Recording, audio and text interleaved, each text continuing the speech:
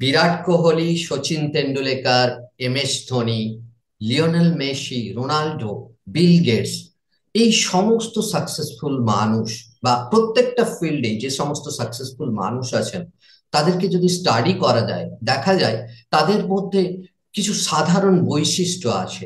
আর এই সাধারণ বৈশিষ্ট্যগুলো আপনিও যদি অ্যাডপ্ট করেন, তাহলে আপনিও এই চূড়ান্ত লেভেলের সাফল্য অর্জন করতে পারেন। আমার নাম Shantanu Ghosh, mental wellness coach. আর দীর্ঘদিন যাবত আমি সায়েন্স অফ মাইন্ড নিয়ে কাজ করে চলেছি। আর এই সায়েন্স অফ মাইন্ড নিয়ে আপনাদের মতো মানুষের পাশে আসা, যাতে আপনারা দ্রুত আপনাদের সমস্যাগুলো থেকে বেরিয়ে এসে হ্যাপি, প্রসপারাস এবং সাকসেসফুল লাইফ লিড করতে পারেন।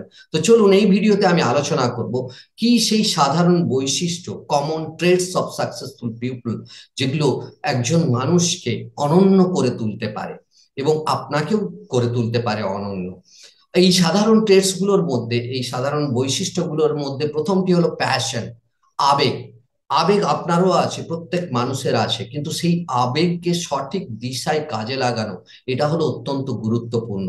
এখনো দেখেন সচিন তেন্ডুলকরকে, তিনি ক্রিকেট থেকে অবসর গ্রহণ করেছেন, কিন্তু যখনই কোথাও ক্রিকেট খেলা দেখতে পান অলিতে গলিতে বা কোনো মাঠে বাচ্চারা খেলছে, তখন এই সচিন তেন্ডুলকর কিন্তু খেলতে নেমে যান। কেন? কারণ ক্রিকেটের প্রতি তার আবেগ, তিনি আবিষ্ট। তো প্যাশন দরকার। এই প্যাশন আপনার মধ্যে যদি ডেভেলপ করেন, ডেফিনেটলি আপনি সফলতার দিকে দ্রুত এগিয়ে যাবেন। আর দ্বিতীয়টি হলো হার্ড ওয়ার্ক। দেখুন, ওয়ার্ক আমরা প্রত্যেকেই কাজ করি, কম বেশি কাজ করি, কিন্তু হার্ড ওয়ার্ক আমরা প্রত্যেকে জানি, বাংলায় একটা কথা আছে যে কঠোর পরিশ্রমের বিকল্প হয় না। সত্যিই কঠোর পরিশ্রম দরকার সফল মানুষ হতে গেলে। সফল মানুষের কি দেখেন, সাধারণ মানুষ কি দেখতে পান, যে সফল মানুষ কত সুখে আছেন। হ্যাঁ, অবশ্যই তাদের জীবন হয়তো অনেক হ্যাপি, প্রসপারাস, কিন্তু তাদের এই সফলতার পেছনে যে হার্ড ওয়ার্ক আছে, কঠোর পরিশ্রম আছে, সেটা কিন্তু সাধারণ মানুষ দেখতে পান না। এই সফলতার পিছনে কিন্তু যথেষ্ট হার্ড ওয়ার্ক আছে।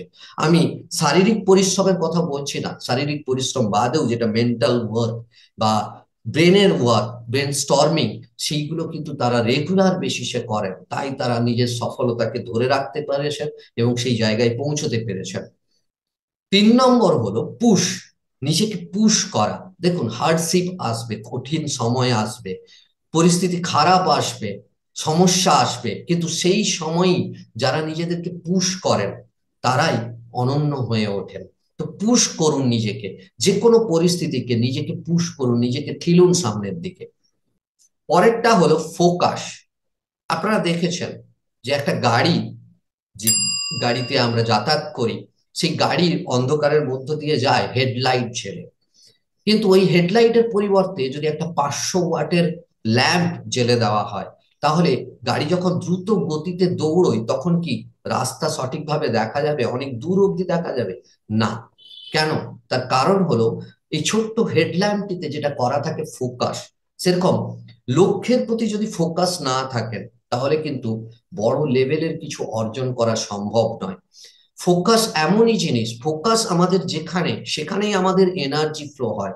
এবার আপনার ফোকাস যদি বিভিন্ন দিকে ডিস্ট্রিবিউট হয়ে যায়, তাহলে কিন্তু আপনার এনার্জিও চারিদিকে ডিস্ট্রিবিউট হয়ে যাবে। আর এই বর্তমান যুগে আমাদের ফোকাস হারানোর জন্য অনেক কিছু অ্যাভেলেবেল এবং বিনে পয়সায় অ্যাভেলেবেল।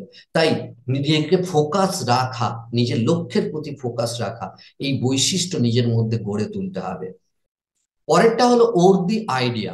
আমার হোয়াট ইজ সাকসেস বা সাকসেস কি, সেই ভিডিওতে আমি বিশদে আলোচনা করেছি যে সাকসেস কাকে বলে।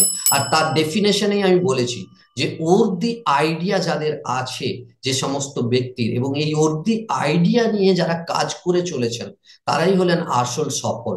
তো ওর দি আইডিয়া থাকতে হবে, ওর দি আইডিয়া নিয়ে কাজ করতে হবে, তবেই আপনি একজন অন্যতম হয়ে উঠতে পারেন।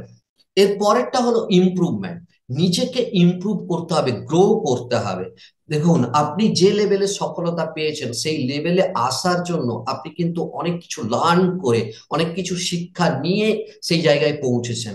এবার সেই জায়গা থেকে যদি আরো উচ্চ লেভেলে পৌঁছতে চান, তাহলে আপনাকে আরো শিক্ষা গ্রহণ করতে হবে, আরো ইমপ্রুভ করতে হবে, তবেই আপনি সেই জায়গাতে পৌঁছতে পারেন। নেক্সট হলো পারসিস্টেন্ট, অটল থাকতে হবে। আপনার অটল মনোভাবই আপনাকে সফল করে তুলতে পারে। পারসিস্টেন্ট থাকতে হবে নিজের মধ্যে, যে না, যে কোনো অবস্থাতেই আমি আমার লক্ষ্য থেকে বেরিয়ে আসবো না। অনেক অবস্টাকেল আসবে, অনেক বাধা প্রতিবন্ধকতা আসবে, কিন্তু আমি কোনো মতেই আমার জায়গা ছাড়বো না, আমার লক্ষ্য থেকে বেরিয়ে আসবো না। এই অটল মনোভাব থাকা দরকার, এই বৈশিষ্ট্য নিজের মধ্যে থাকা দরকার। আর পরেরটা হলো ক্রেভিং, অর্থাৎ তীব্র আকাঙ্ক্ষা। আমি একে বলি তীব্র তৃষ্ণা। খুব ভালো করে ভেবে দেখুন, সারা দিনে কবার জল তেষ্টা না পেলে জল পান করার কথা মনে থাকে? মনে থাকে না সাধারণত। কিন্তু যখন জল তেষ্টা পায়, আবার সেই তেষ্টা যখন তীব্র হয়ে ওঠে, তখন কি করেন? তখন কোথাও এক ফোঁটা জলও যদি পান, সেটার পিছনে দৌড়তে থাকেন। যদি না পান, তবু মাটি খুঁড়ে হলেও জল বের করে জল পান করবেন। কেন? কারণ আপনার তীব্র আকাঙ্ক্ষা, তীব্র তেষ্টা। তো এই তীব্র আকাঙ্ক্ষা থাকতে হবে। যে কোনো সফল মানুষকে দেখবেন, তাদের তীব্র আকাঙ্ক্ষা আছে, তারা এক মুহূর্ত সময় নষ্ট করেন না, নিজের আকাঙ্ক্ষা সবসময় জাগিয়ে রাখেন নিজের মধ্যে। আর পরেরটা হলো সার্ভ।